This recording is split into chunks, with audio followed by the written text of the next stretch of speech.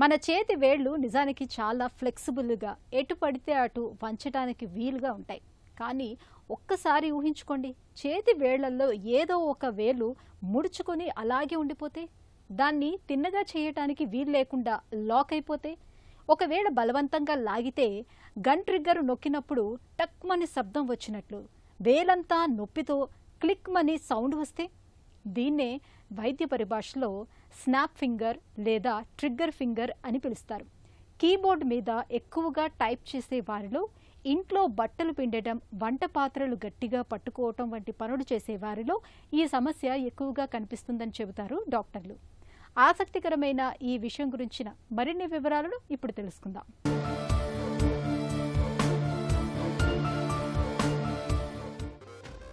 ఉదయం నిద్ర లేచిన వెంటనే వేళ్లు బిగుసుకుపోయినట్లు అనిపించటం, ఏదైనా వస్తువు పట్టుకునే సమయంలో వేలు ఒక్కసారిగా ఆగిపోవటం, మళ్లీ బలవంతంగా చాచితే చిటుక్కుమనే శబ్దంతో తెరుచుకోవటం, ఇవన్నీ స్నాప్ ఫింగర్ లేదా ట్రిగ్గర్ ఫింగర్ అనే సమస్యలకు సంకేతాలు కావచ్చు.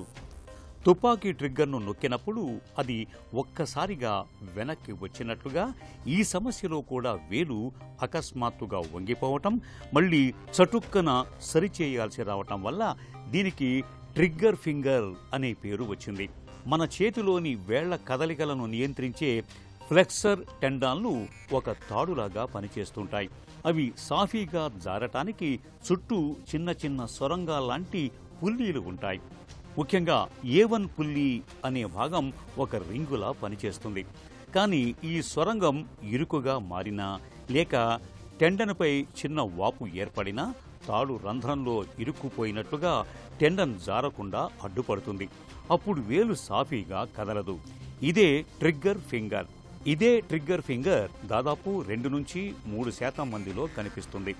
మధుమేహం ఉన్నవారిలో ఈ ప్రమాదం 10% వరకు పెరుగుతుంది. ఎప్పుడైనా ఫర్ ఎగ్జాంపుల్ ఫింగర్స్ చూస్తే కనుక ఐదింటికి మోరాలెస్ జనరల్గా ఏంటంటే ప్రతి ఫింగర్కి 2 టెండ్ అంటే మడవటానికి 2 ఉపయోగపడతాయండి. సో ఈ 2 కలిసి ఇలా లాగుతాయి అన్నమాట ఈ ఫింగర్. అలాగే వెనక పక్కన కూడా ఈక్వల్గా ఉంటాయి అనమాట. వీటినే టెండాన్స్ అంటాం. ఈ టెండాన్స్ని గ్లైడ్ అవ్వటం కోసం అని చెప్పేసి ఒక థిన్ షీత్ ఉంటుందన్నమాట మనకి. ఈ థిన్ షీత్ దాని చుట్టుపక్కల కొంత సాఫ్ట్ టిష్యూ, దాని పక్కన కొంచెం బ్లడ్ వెజల్స్, నెర్వ్స్ ఇలాంటివన్నీ ఉంటాయి. వీటన్నిటికీ కవర్డ్ బై స్కిన్ అనమాట. అన్నిటికీ మధ్యలో సెంటర్లో ఒక bone to support all these structures. So ఇవన్నీ ఉన్నప్పుడు ఏమిటంటే ఒక టెండాను దాని చుట్టూతో ఉండే ఫ్లిమ్జీ లేయర్ అనమాట, సైనోవియల్ లేయర్స్ అంటారు. ఈ షీట్స్ అనమాట. ఈ షీట్స్ కవర్ చేసుకుని ఎందుకు కవర్ చేస్తాయి అంటే ఈ టెండాన్ అనేది ఒక స్మూత్ స్ట్రక్చర్ అనమాట. మిగతా వాటికి అతుక్కోకుండా ఉండటం కోసం అది ఆ లేయర్ ఒకటి ఉపయోగపడుతుంది అనమాట. ఈ షీట్స్ ద్వారా ఆ ఫ్లూయిడ్ కూడా కొంత సీక్రెట్ అవుతుంది. అవన్నీ గ్లైడింగ్కి ఉపయోగపడతాయి టెండాన్ మనం ఫింగర్ కాస్ చేసే మూమెంట్కి అనమాట. కొన్ని సందర్భాల్లో ఏంటంటే ఈ రిపీటెడ్ ఫంక్షన్స్ వల్ల టెండాన్ అనేది లాగేది కొంచెం స్ట్రెస్ పెరిగి అక్కడ ఆ ఏరియాకి లావ్ అవుతుంది. ఒక్కోసారి ఏంటంటే ఎంత లావ్ అవుతుందంటే కొంచెం నాడ్జుల్ లాగా థిక్ నాడ్జుల్ లాగా ఫామ్ అవుతాయి అనమాట.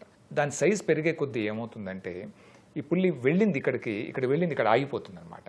గట్టిగా ఫోర్స్గా మడిచామనుకోండి ఏమవుతుందంటే ఇక్కడికి వచ్చి ఇక్కడ ఆగిపోతుంది. మళ్ళీ ఇట్ రిలీజ్ స్మూత్ గ్లైడింగ్ లేకుండా ట్రిగ్గరింగ్ లాగా వస్తూ ఉంటుంది. సో ఇనిషియల్ స్టేజ్లో పర్లేదు, కానీ తర్వాత దాన్ని నెగ్లెక్ట్ చేస్తే ఏమవుతుందంటే ఆల్మోస్ట్ ఇలాగ ఉండిపోతుంది, చాలా ఇబ్బంది అవుతుంది. మన వేళ్లను కదిలించే టెండాన్లను యంత్రంలో పనిచేసే వైర్లతో పోల్చుకోవచ్చు. రోజంతా పనిచేస్తూనే ఉండటం వల్ల ఆ టెండాన్లపై రాపిడి పెరిగి వాపు ఏర్పడుతుంది.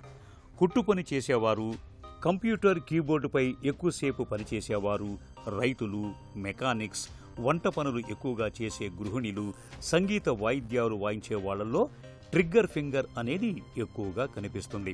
ముఖ్యంగా 40 నుంచి 60 ఏళ్ల మధ్య మహిళల్లో ఈ సమస్య అధికంగా ఉంటుంది.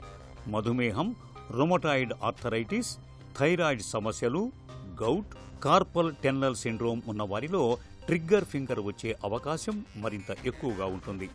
దీని బారిన పడ్డప్పుడు మొదట్లో ఉదయాన్నే వేలు బిగుసుకుపోయినట్లు అనిపిస్తుంది.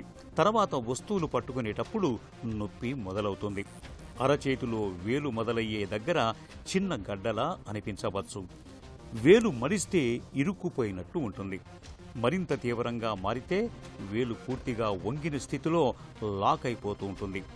సమస్యను నిర్లక్ష్యం చేస్తే వేళ్ల కదలికలు శాశ్వతంగా తగ్గిపోయే ప్రమాదం కూడా ఉంటుంది. ప్రికాషన్స్ ఏం చేయాలి, అందుకని ఏం చేస్తాను దీనికి వచ్చినాక మనం ఏం చేసే కంటే కూడా కొంచెం ప్రికాషన్స్ ఉంటే ఏంటంటే ఒకే మూమెంట్ చేయకుండా మిగతా ఫింగర్స్ కూడా వాడుకోవటం మంచిది.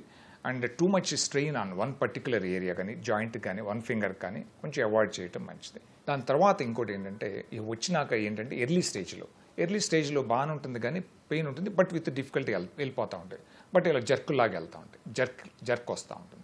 పోను ఏమవుతుందంటే ఇక్కడికి వచ్చి ఇక్కడ స్టిఫ్గా ఇలా ఉండిపోతుంది అనమాట. ఇది రాదు, గట్టిగా అన్నామంటే ఇలా వస్తుంది, మళ్ళీ ఇలా వెళ్ళదన్నమాట. సో ఈ మూమెంట్ చేస్తున్నప్పుడు కొంచెం పెయిన్ వస్తూ ఉంటుంది. ఇంకా లేట్ స్టేజ్గా అలా వదిలేస్తే ఏంటంటే ఇలా ఒకచోట ఆగిపోతుంది అనమాట, ఇంక వెళ్ళదు. సాధారణంగా ట్రిగ్గర్ ఫింగర్ను డాక్టర్లు చేతిని పరీక్షించటం ద్వారానే గుర్తిస్తూ ఉంటారు. వేలు మడిచినప్పుడు చటుక్కున కదలటం, అరచేతిలో గడ్డ, నొప్పి వంటి లక్షణాలు ట్రిగ్గర్ ఫింగర్ను ఇట్టే పట్టిస్తాయి. కొన్ని సందర్భాల్లో అల్ట్రాసౌండ్ స్కాన్ ద్వారా టెండన్ చుట్టూ వాపు ఉందా లేదా తెలుసుకుంటారు. ఇతర సమస్యలను అనుమానిస్తే ఎక్స్రేలు కూడా సూచిస్తూ ఉంటారు. ట్రిగ్గర్ ఫింగర్ మొదటి దశలో ఉన్నప్పుడు చేతికి చాలినంత విశ్రాంతి ఇస్తే సరిపోతుంది. చేతి వేళ్లపై భారాన్ని పెంచే పనులను తగ్గించుకోవాలి. డాక్టర్ సలహా మేరకు నొప్పి నివారణ మందుల్ని వాడుకోవచ్చు. ఫింగర్ స్ప్లింట్ ఉపయోగించటం, ఫిజియోథెరపీ, స్ట్రెచ్చింగ్ వ్యాయామాలు ఇవన్నీ ప్రారంభ దశలో మంచి ఫలితాలు ఇస్తాయి. వీటితో కూడా ఫలితం లేనప్పుడు, వేలిపై వాపు ఎక్కువగా ఉన్నప్పుడు డాక్టర్లు కార్టికోస్టెరాయిడ్ ఇంజెక్షన్లు ఇస్తారు. ఒక్క ఇంజెక్షన్తోనే 60 నుంచి 90% మందిలో సమస్య గణనీయంగా తగ్గిపోతుంది. చికిత్స ఆలస్యమైతే వేలు శాశ్వతంగా వంగిపోయే పరిస్థితి ఉంటుంది. అలాంటప్పుడు సర్జరీ ద్వారా వేలును సరిచేయాల్సి ఉంటుంది.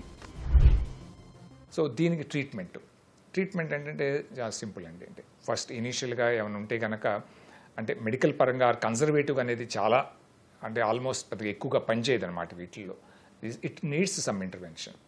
ఇంటర్వెన్షన్స్ ఎర్లీ స్టేజ్లో ఏంటంటే ఇలాంటి పెయిన్ ఉన్నప్పుడు ఏంటంటే steroid injection is one of the చక్కటి సింపుల్ అండ్ మంచి ఏంటంటే బిగ్ రిలీఫ్ అనమాట సర్జికల్ దానికి. ది అదర్ ఆప్షన్ ఏంటంటే సర్జరీ అనమాట. ఇక బాగా ఎక్స్ట్రీమ్ కేసెస్లో ఏంటంటే surgery is the option. It's a small surgery అనమాట. 10 to 15 minutes పడుతుంది, అంతకంటే ఏం లేదు. ఒక చిన్న కట్ ఇక్కడ ఇస్తాం అనమాట. ఇచ్చి ఆ కట్లోంచి లోపలికి వెళ్ళి ఇక్కడ ఒక పుల్లి ఉంటుంది, ఆ స్మాల్ పుల్లిని కట్ చేస్తాం, రిలీజ్ చేస్తాం. సో దట్ ఈ టెండాన్ అనేది గ్లైడ్ అవుతూ ఉంటుంది, ఈజీగా గ్లైడ్ అవుతుంది. దట్ ఈజ్ ది ఆన్సర్ అనమాట.